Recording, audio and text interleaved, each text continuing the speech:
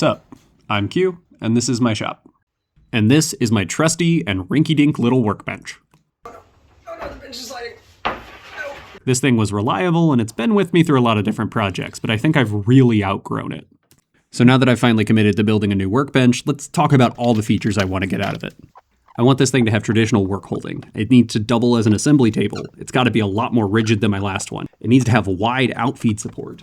I want to be able to do more hand tool work with it. And it's gotta look good on camera. So I drew up this quick sketch to try to visualize what I wanted. I imagine it kind of like a split top Roubeau, but an assembly table on the back. What do you mean that looks familiar? No, look away! Okay, sure, I was pretty inspired by 3x3 Productions video, but I have my own very unique challenges to overcome, starting with material costs. I was originally going to build this thing out of construction lumber until I realized that an 8-foot 4x4 costs $20! And it was at that moment that I remembered I had a bunch of leftover hardwood beams from my dad's barn. Is it enough to make a bench? We'll find out.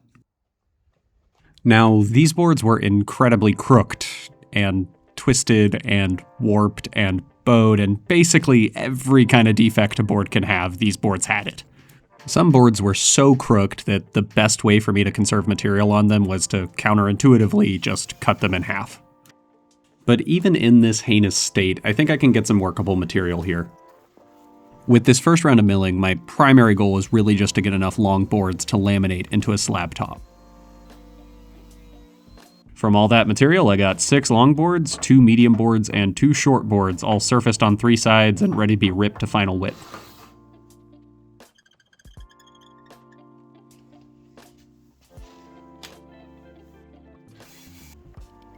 Now, the last thing I'm going to do before I glue this up into a big slab is take my miter saw and I'm going to set that to the widest angle I can get it to. Then I can cut that angle into the ends of my short and medium boards so that when I'm gluing up my slab, I can scarf joint them together. With all my boards ready, I could start preparing for the glue up.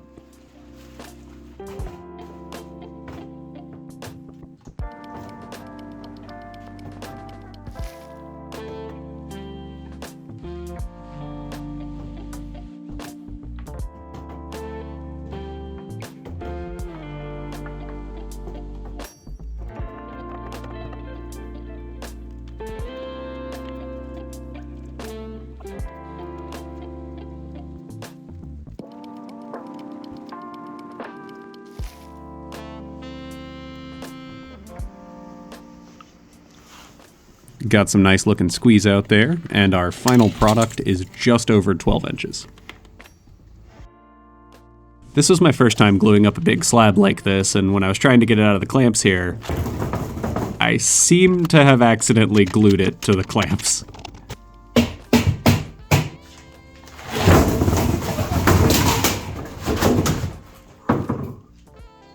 Whoopsie. Fresh out of the clamps, the slab was a little bit uneven, so I used my hand plane to try to flatten out the bottom.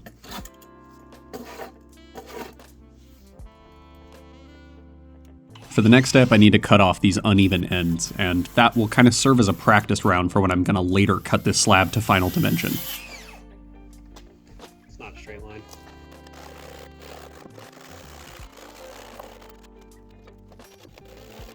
Now, as we saw earlier, my slab is about 12 1/8 inches wide, and my planer is technically 12 1/2 inches wide, so I should be able to run it through, but after dropping it earlier, I didn't really feel comfortable running it through on the cart, so I moved my planer to the ground. It worked out alright, but I was fighting snipe the whole time. For some reason, I was convinced that once I ran this thing through the planer, the edges would no longer be square, but thankfully I was wrong about that. With the slab surface, some of its imperfections really started to stick out, like this scarf joint that didn't quite seat properly, but I've got a quick fix for it. With some hindsight, I probably could have made this wedge in a way to where it would show face grain in the end instead of end grain, but this is a workbench and I'm really trying not to be too precious about all the details. I also had this knot fall out, but I had some of the same board left over that I could use to plug it.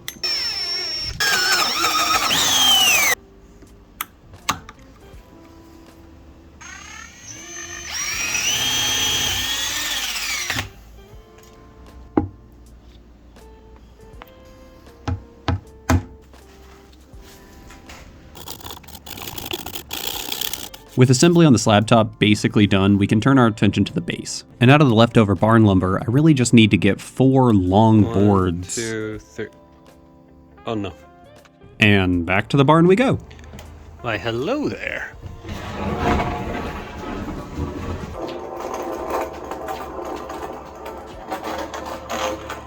Round 2 of lumber collection at the barn yielded another 6 14-foot boards that all need to be cut down.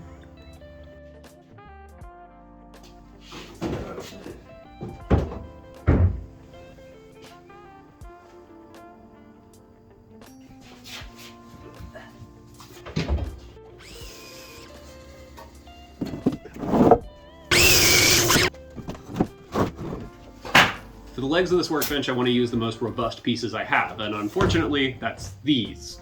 And as you can see, it's infested with these big wormholes. So I need to figure out something to do about that. I thought about hogging out the material and doing like a patchwork on it, or maybe even bow tying it, but then I kind of laughed it off and remembered that I had some leftover epoxy from a previous project.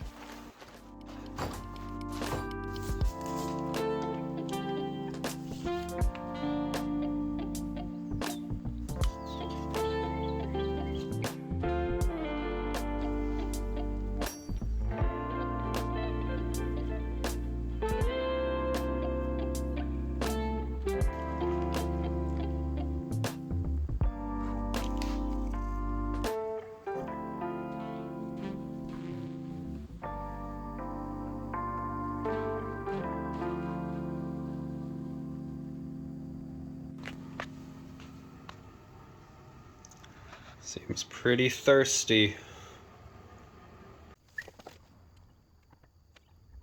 Those cracks were a lot deeper than I thought, and I'm really glad I ended up using epoxy and not trying to do some funny thing with bow ties. But after a couple of pours, they were completely full, and then I could set my joiner to take the lightest pass possible and clean up the faces.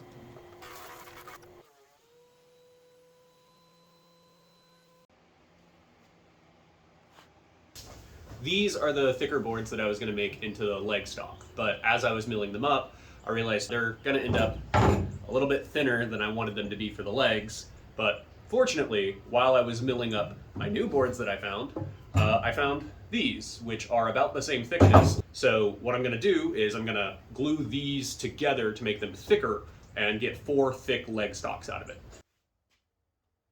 For my legs, I wanted to conserve as much length as possible, so I made sure to cut these as close to the halfway mark as I could.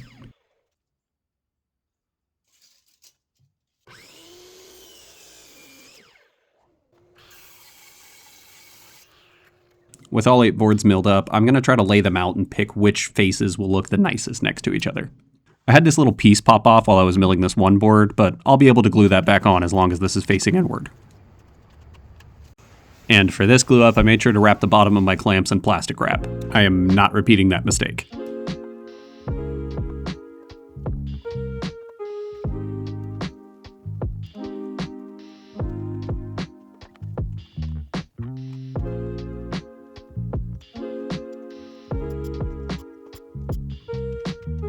Fresh out of the clamps, the legs had accidentally gotten glued together, but they were easy enough to get free.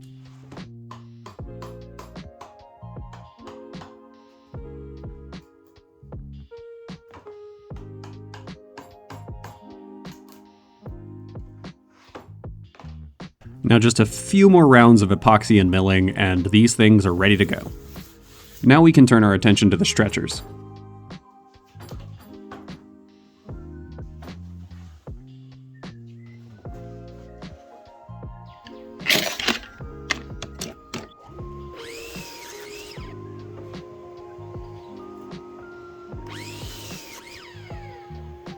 Jumped past all the milling, and we ended up with 4 long and 4 short stretchers. So, for the next step of the process, I need to cut some mortise and tenons. But since I've never cut mortise and tenons before, I have a few questions like, what tools do I have that would be the best at cutting them? How can I set up those tools for repeatability? How long do I make the tenons? And why am I bleeding? When did that happen? Before cutting into my actual work pieces, I took one of the offcuts and decided to try to use it as a practice piece. I learned that the thickness of your tenons should generally be about 1/3 the thickness of your stock. So 2 1/8 divided by 3 is 45/64. As for my thoughts on making this repeatable, I thought basically doing a half lap with the table saw twice would be the best way to go about it. Feels a little weird. I don't normally cut on this side of the table saw. I don't like having to hog out the material with the table saw like that, and it creates a lot of chatter that I had to clean up with a chisel. So for the actual pieces, I'll probably do something different. Now for the part I was really worried about, the mortises. At first I thought maybe I could just freehand it with a router. Yeah. You're gonna need to think about this a little more. How bad could it be to do it by hand, honestly?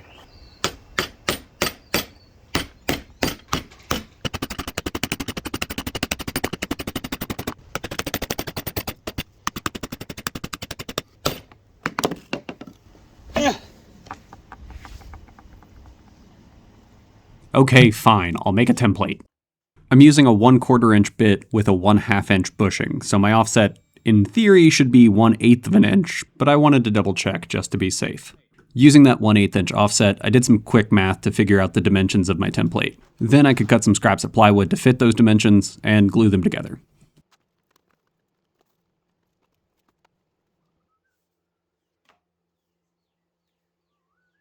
Then I can test the template on a different piece of scrap.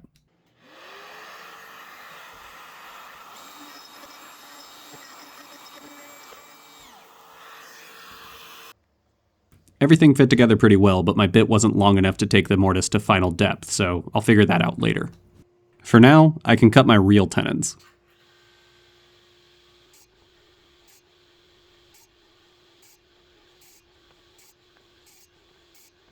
With those cuts made, I can now take these boards over to my bandsaw. Oh. Right. I don't have a bandsaw. Well, hand tools it is, I guess.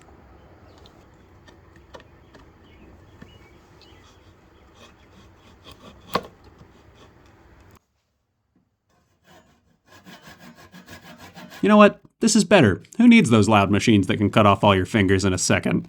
Hand tools are way safer anyway. Ow. Use hand tools, they said. You'll keep all your fingers, they said.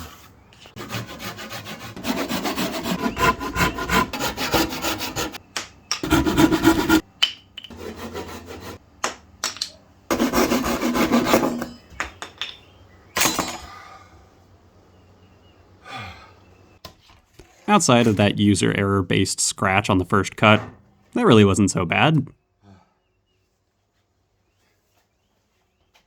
I do have to do that whole process again for the shoulders, though.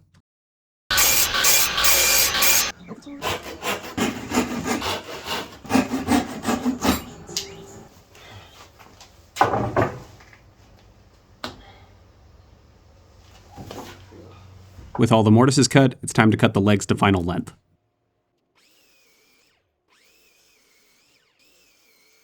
Now I can lay out all my pieces like this. It gives me a sense of scale of the finished product, and it also lets me pick which legs look the prettiest and are gonna be facing outward. I then marked all the corners on the legs so that I know how to reassemble them, and now it's time for the mortises. I put some double-sided tape on the back of my template, and I use this small twin screw clamp as a removable fence for alignment purposes.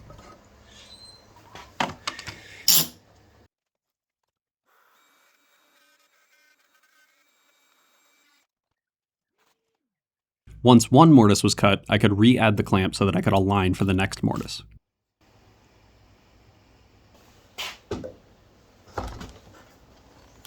Still not deep enough. All right, we got it. Once I had cut all the mortises that required the spacing I was using with that clamp, I glued a piece of scrap to the bottom of my template to align for the remaining mortises. Then I used this longer flush trim bit to take everything to its final depth.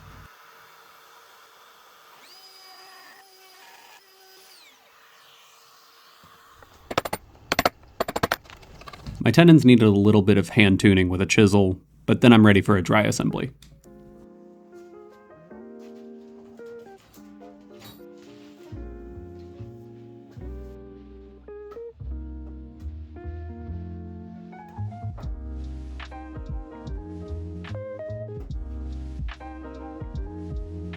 Everything's looking pretty good, but I've got a couple more things to do before I can actually assemble this, starting with my dog hole board. I measured out and marked 3-inch spacings on this board, and then I hogged it out with a Forstner bit. This board helps with the vise as a way to support long work pieces, but it's not structural, so I'm just going to use dowel to put this in place. Next, I'm going to cut some rabbets in my stretchers so that I can put shelves on, but first I have to fine-tune my table saw to make sure those rabbets are dead on. There we go. Perfect. 4th try is the charm. I'm going to make sure to mark all of the edges that I'm rabbiting off because I really don't want to mess this part up. I'm going to cut those rabbets into 6 of my stretchers.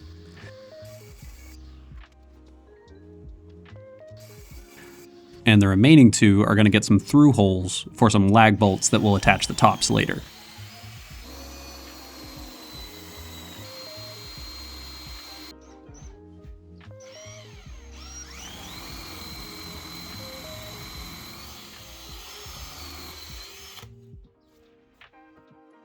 With all those holes drilled out, we can talk about the first big purchase I made for this project. And that's these self-leveling casters. These were about $60, but as you can see, my garage floor is pretty torn up and not level, so it was very important for me to have casters on this bench that could also act as leveling feet. These casters are rated for 2,200 pounds, which I hope my bench will never exceed that amount, but now that I've got them attached, we're ready to actually assemble the base. First, I added a little bit of glue to each tenon, and then I daisy-chained together my long clamps so that I could kind of hold them in place. With the clamps in place, I could drill out a hole straight through that mortise and tenon, and then plug it with a dowel.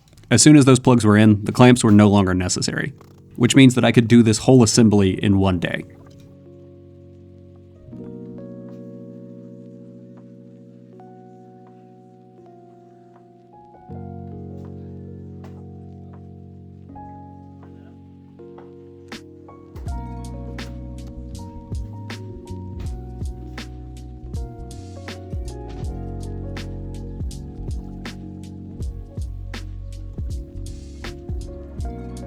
The base ended up slightly out of square, but by stretching this long clamp across the corners, I was able to pull it back into square.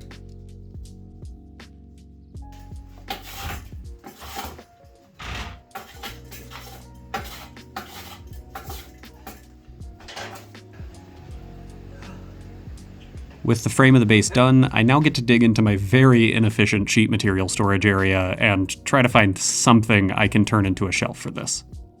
And as much as I really didn't want to buy any material for this, I couldn't pass up these sheets of plywood I found at my thrift store for $40. So I got 1 big sheet of thrift store plywood, 2 smaller sheets of thrift store plywood, 3 offcuts of plywood from my Christmas table, and now I really just need some kind of laminate material for the assembly table side, preferably something in black. Can you believe somebody was just throwing away this ping pong table?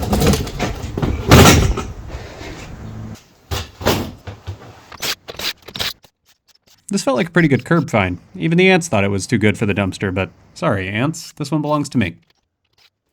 With those panels free, I think I found just enough material to do what I'm imagining. So let's start with the bottom shelf and work our way up.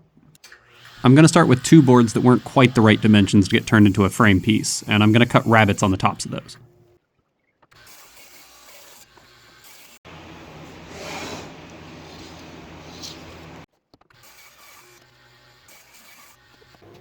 I'll square up one side of it, then I can take it over to the base and mark its length. Now that it fits, I can notch out the end so that it'll sit flush.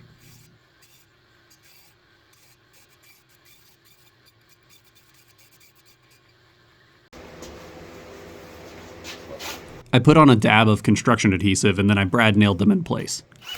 Now I can take my Christmas table offcuts and cut them into panels that can fit in between these rails. I should also probably stop using my table saw like this.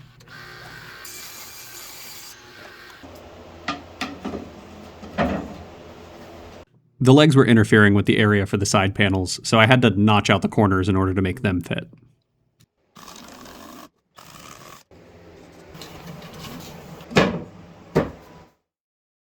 I took these pallet boards and milled them down so that when I sit them on top of that plywood, they'll be flush to those rabbets. I then took the time to cut them all up into this chevron pattern. It's kind of a decorative feature for a workbench, but I'm going to be looking at it and I like how it looks. I used some construction adhesive to put everything in place. I used this over wood glue because I had it laying around and I just didn't really trust the clamping force I could get out of this, so I felt that this was going to be a better hold than wood glue. For the middle shelf, I'm just going to cut this big panel down and put it there. Or I was until I realized that this panel is about an inch shorter than it needs to be. Guess I'll have to use the smaller ones. I have no idea what these panels were in a past life, but I really don't want to hit those pocket hole screws with my table saw, so let's go ahead and remove those.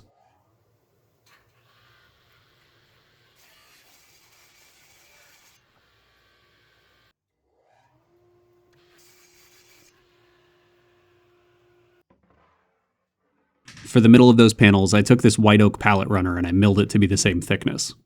I put some pocket holes onto the bottom of the panels to hold them to that runner. These aren't really structural, they're mostly just to hopefully keep this panel from sagging over time. And I slightly offset my pocket hole locations on the second side, just to be safe.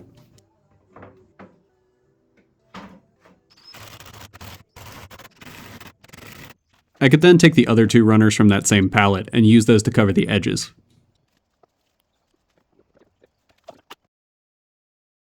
I found yet another mistake that I did. Apparently, this brace is glued in backwards, but I just noticed because I drilled these holes in a particular way, and now this is too close. This is probably going to interfere with my inset vise.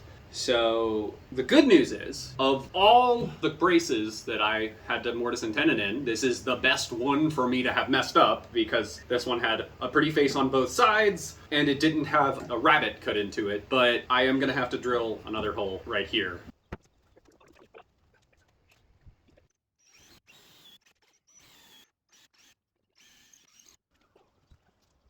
I don't want it to fall too fast. I'm so scared.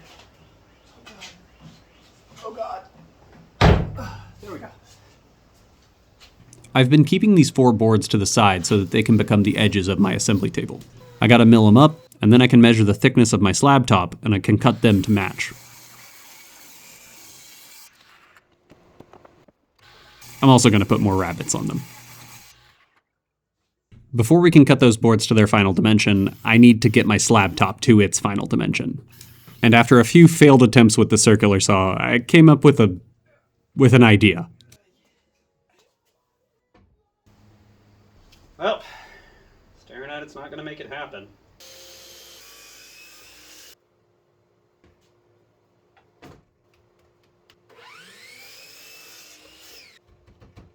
That worked.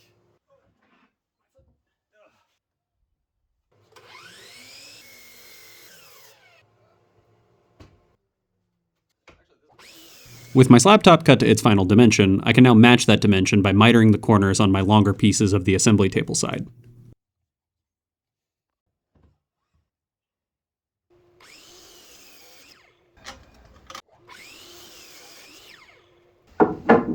There. Flush on that side. Perfect. With these 2 long boards in place, I can now measure the gap between them and cut my remaining sheet of plywood to that dimension.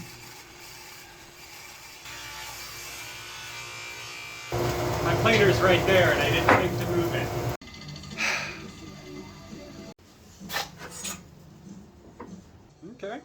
Okay, that edge looks good. We can cut it to length from there.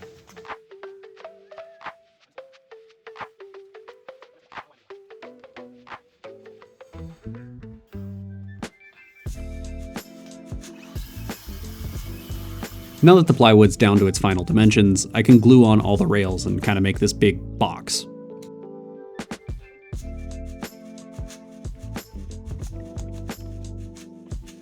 Now for the ping pong table. First, I'm going to clean up the backs of all the panels.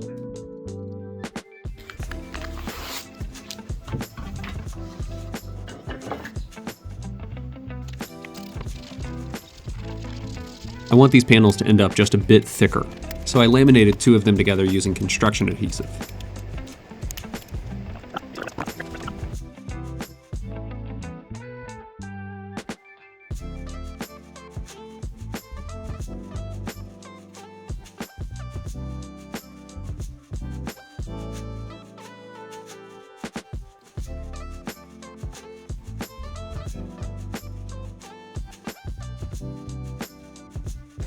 Now, since just one of those panels isn't long enough to make this whole stretch across, I'm going to add a board in the middle to hide that seam.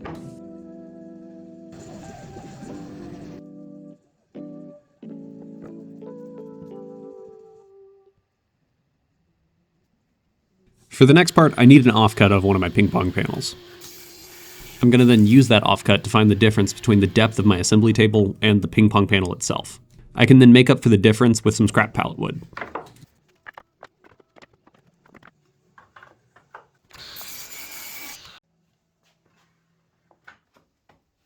Now I can cut my ping pong panels to size.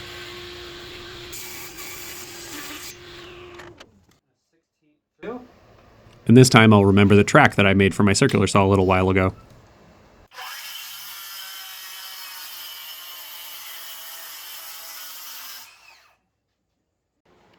I kept the panels ever so slightly oversized so that I could finesse them into place with hand tools.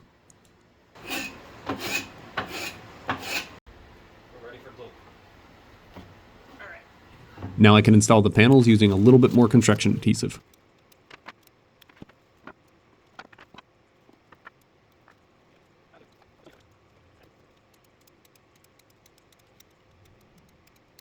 With that, the finish line is finally in sight, and now we can measure and mark out to install the top.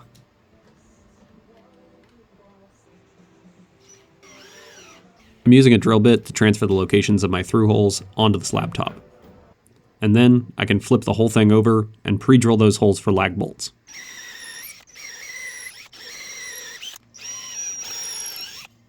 Now we can go over my last two big purchases for this project, and that's the two different vices I got for it.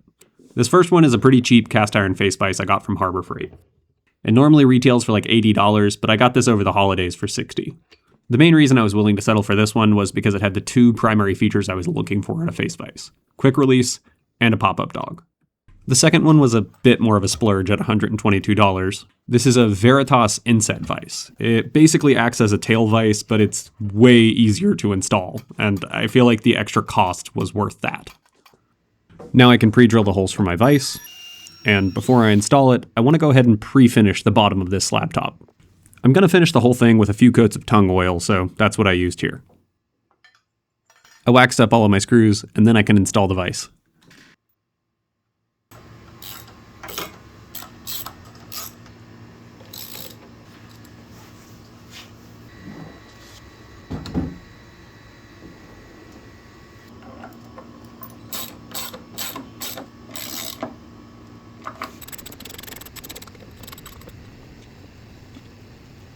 Now I can quickly repeat the marking and pre-drilling process for the assembly table side.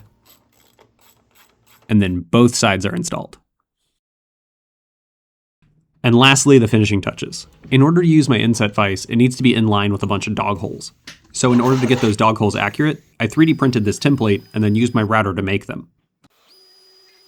My router doesn't plunge deep enough to get those dog holes all the way through, and before I had cleared them, I discovered that if you run your hand across it like this, it makes a fun sound.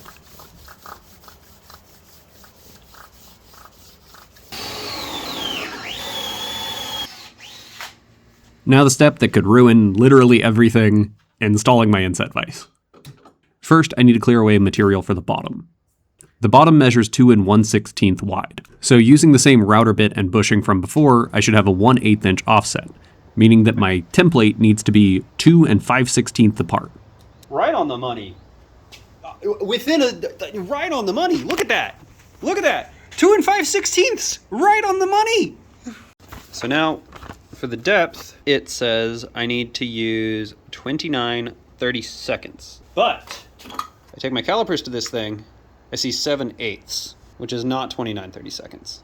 Oh, wait, actually it is 29/32. 29/32 it is. This was the most nerve-wracking part of the entire project. But it turned out pretty well.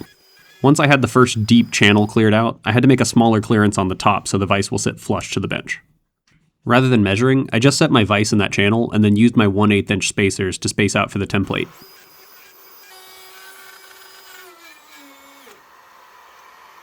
I guess that's always a risk with battery-powered tools. While that's charging, let's go ahead and make some jaws for the other vise.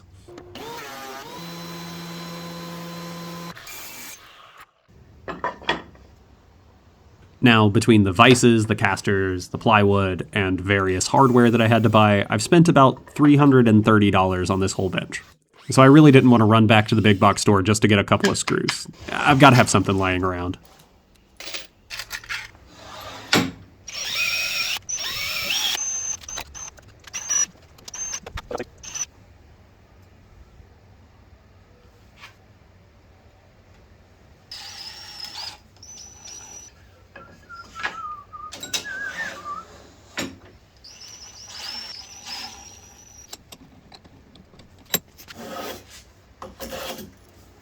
That killed just enough time. Look at that, full rainbow.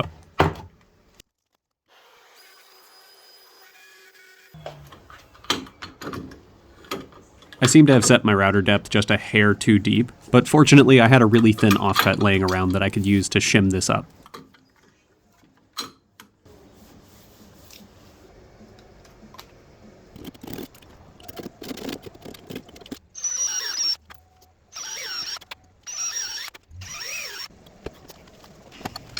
Now, the board I chose for the back of my assembly table had this little notch left out of it that was probably a chainsaw mark from its past life. I decided to put that one on the back so that when I cut the grooves for my miter slots here, I can try to hide that notch under those grooves. When I cut those grooves, it did expose some pretty ugly particle board underneath the ping pong tabletops, but I've got some black composite material left over that I can use to hide that. For the final step, I had already pre-sanded all the pieces to 180 grit, so I just took some 220 and broke all of the edges. Now, I know this workbench may not be the most original thing I've ever made, but I'm very proud of how it turned out. This is some of the prettiest wood I've ever worked with, and I really think this thing is going to help me elevate my skill level. Thank you, as always, for sticking around to the end. If you like this content, remember to like, comment, and subscribe, and stick around for the beauty shots.